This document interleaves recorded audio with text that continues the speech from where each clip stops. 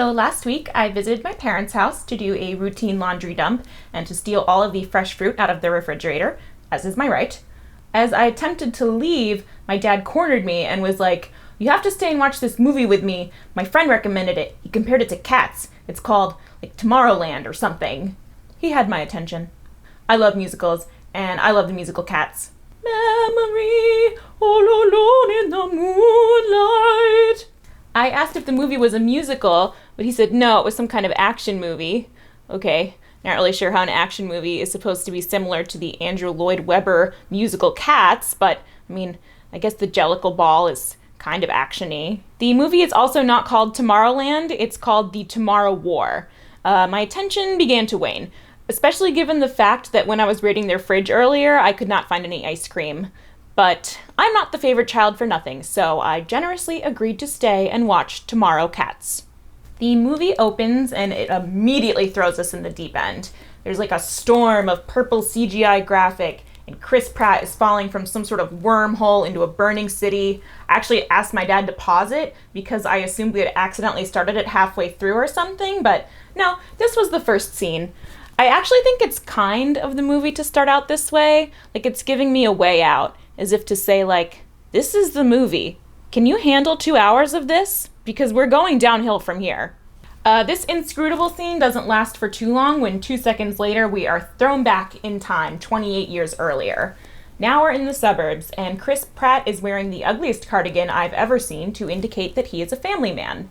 He's hosting a Christmas party with his wife, and he goes outside to take out the trash, the manliest household chore, and he takes a phone call. On the phone, he learns that he's been passed up for a promotion. Lucky for him, there's a trash can right there within kicking distance, and he pushes it over to release his manly frustrations. I gotta say, I love the trope of men in movies and TV shows being unable to handle their emotions and just smashing things off their desks or shoving things over. When women get mad in movies, we just cry and slide down walls. He goes back to his Christmas party and he sits on the couch with his wife and daughter to watch a soccer game and bond. Can you imagine you're at a Christmas party and the hosts are just sitting on the couch watching a European sport and just having their own little existential discussions about what it means to be a family? It's a little rude. I guess it's a good thing they're watching the game, though, because the TV starts glitching and a bunch of soldiers come out of a wormhole at the stadium and launch into a speech about how there is a war going on 30 years in the future. Apparently, aliens will come to Earth in 28 years and attempt to wipe out all civilization.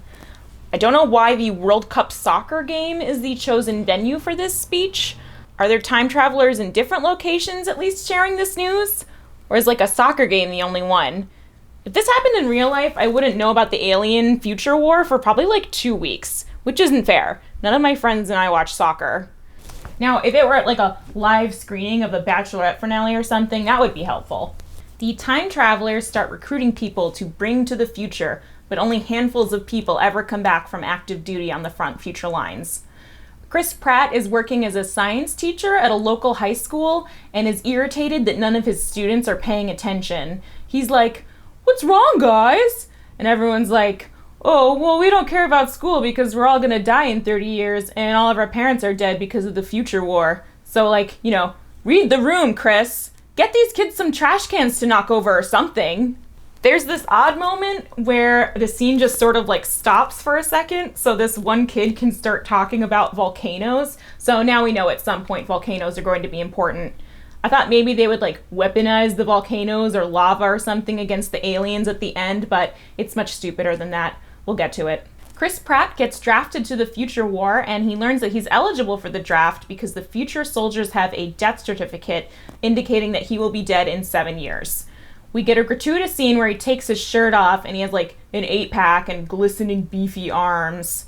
This actually kind of pissed me off because I've never in my life seen a ripped science teacher. It was the most unrealistic aspect of the movie for me. It really took me out of the viewing experience. His wife and daughter share a tearful goodbye with him. They're heartbroken to see him off to an unwinnable war, but things are finally looking up for the trash can. He has a few weeks for basic training, which is held in some sort of big gymnasium. A lot of the other people drafted look like they work at my local DMV, which actually doesn't make me feel any sort of sympathy towards them. Like, no offense to the people that work at my DMV, but I hate them and they hate me too. The new recruits are all dressed in like business suits and yoga pants and flip-flops. The future soldier soccer fans like don't provide them with any uniforms or anything, and I guess these people were just too stupid to wear proper future war attire. It's a real knock against our military that they can afford like time-traveling technology and machine weapons for the soldiers, but they can't like outfit their squadrons with at least a few pairs of cargo pants. I don't think that was the movie's intention, but I honestly can't tell what the movie's intentions are. Is it like pro-draft, pro-military, pro-soccer, anti-trash can, pro-gym memberships for all high school science teachers? At basic training, Chris Pratt meets a fellow draftee named Charlie. I know him as Richard Splett from Veep, and I really wish he was the lead in this movie. He's funny and charming, and he doesn't look like he's ever kicked over a trash can.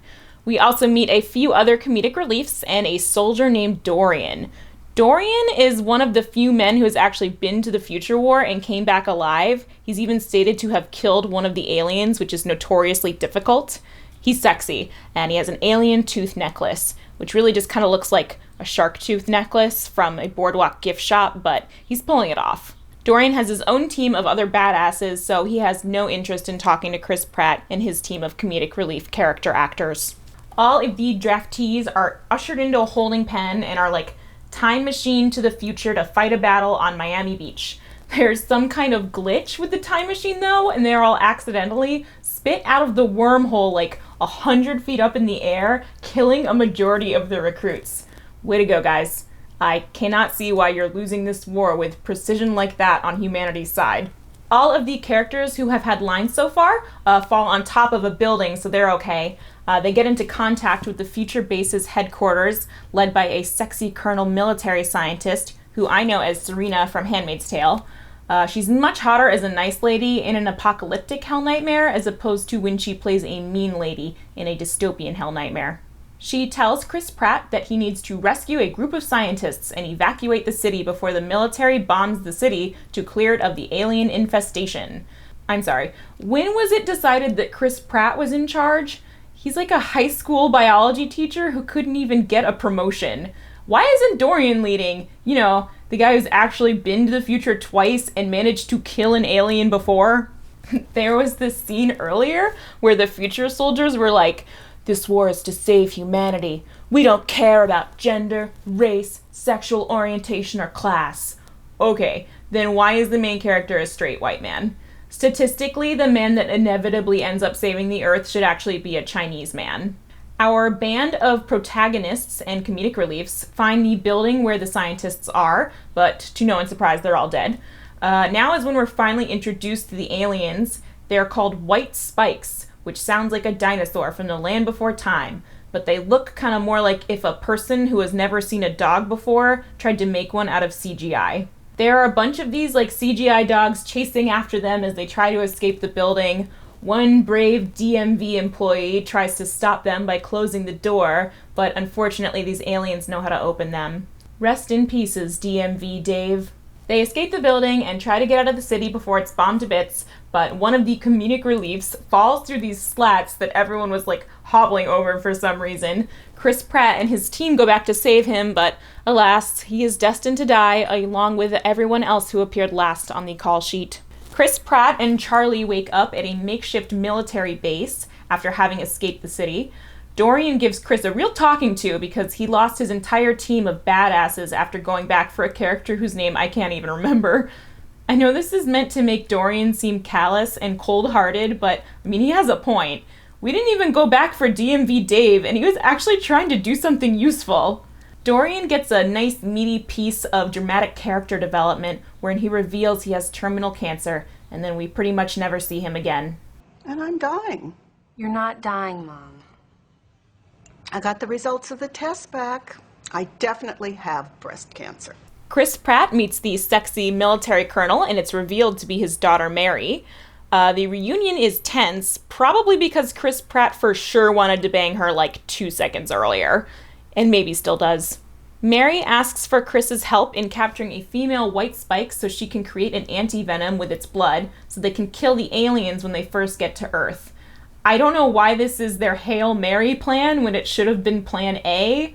Like, it's at this point in the movie that I am rooting for the aliens. They can't even walk, they can't organize, they're no bigger than, like, a bear. How are they winning? Because they can shoot spikes at 70 miles an hour? They're not even acid-covered spikes, or, like, anything cool like that. We have nuclear capability and a time machine. It's just really embarrassing. They capture Mama Whitespike by finding her in a giant ant hole and putting her in a cage. There's a great part where Mary, like, literally just, like, bitch slaps the alien in the face and it works.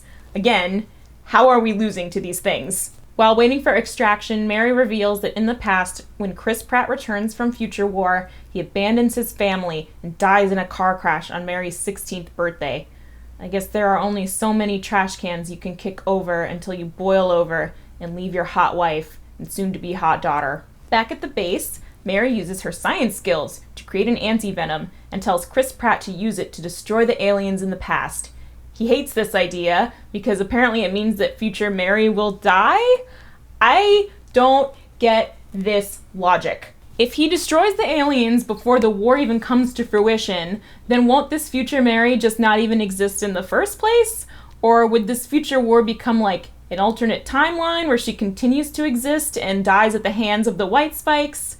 Well, all in all, it doesn't matter because the White Spikes find the base and kill everyone. Chris Pratt is wormholed back to the past and he has to watch his hot daughter die a gruesome alien death. When he wakes back in the past, he's like clutching the vial of anti-venom, which makes me wonder, why couldn't he bring future Mary back with him to the past? There are plenty of other future soldiers living in the past, so it doesn't really seem to be an issue paradoxically. There's no time for confusing plot holes though, because Chris Pratt and his wife have a brainstorming session where they figure out that the aliens actually came to Earth earlier than everyone else presumed. Why are a high school science teacher and a therapist the ones to figure this out? How is it that no one else on Earth can outwit these stupid aliens? These aliens are basically just giant ants with spikes. They live in ant holes. Even I'm smarter than an ant, and I thought Alaska was next to Hawaii till I was like 13. Chris uses his high school science teacher powers to deduce that there is a specific kind of volcanic ash embedded in the White Spike claws. Bring back the Volcano Kid! Volcano Kid uses his volcano science powers to figure out the aliens actually arrived in the year of the Millennium Eruption, 946 AD. They were buried under ice, but global warming thawed them out in 2028. Okay, so this is an environmentalist movie then? But like, is it?